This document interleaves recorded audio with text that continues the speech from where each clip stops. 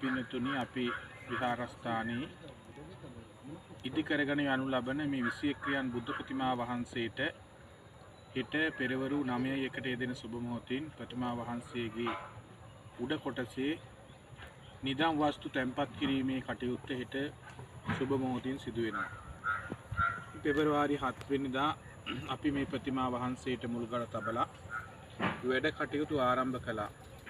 මාස දෙකක් දින කිහිපයක් තුලදී මේ ප්‍රතිමා වහන්සේගේ වැඩ කටයුතු විශාල ප්‍රමාණයක් කර ගැනීමට අපට විශාල ශක්තියක් උනේ අපිට උදව්පකාර කරන පරිත්‍යාගශීලී දායක පින්තුන්ගේ සහයෝගය අප කෙරෙහි විශ්වාසය තබලා ලැබිච්ච නිසා මේ හැම දිනම විශේෂයෙන්ම පුණ්‍යානුමෝදනා පූර්වකව අපි සිහිපත් කරන අතර පෙරවරු 9:01ට යෙදෙන සුබ මොහොතින් ප්‍රතිමා වහන්සේ නිදම් වස්තු තැන්පත් කරනවා. ඉතින් අද දවසේ ප්‍රතිමා වහන්සේගේ වැඩ කටයුතු කරගෙන යනවා.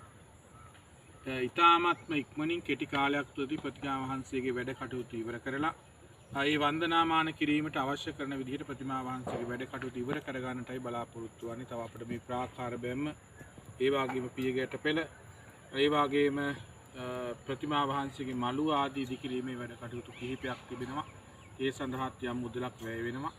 ඒ පරිත්‍යාගශීලී උදව්පකාර කරපු හැම දෙනාට විශේෂයෙන් පින් අනුමෝදන් කරමින් ඉදිරි කටයුතු ටිකක් ඉතාමත් ඉක්මනින් කර ගැනීමට සහයෝගය පුළුවන් විදිහට අපිට ලබා දෙන හැටියට කරුණාවෙන් හැම දෙනාටම මතක් කරමින් තෙරුවන් සරණ ප්‍රාර්ථනා කරමි.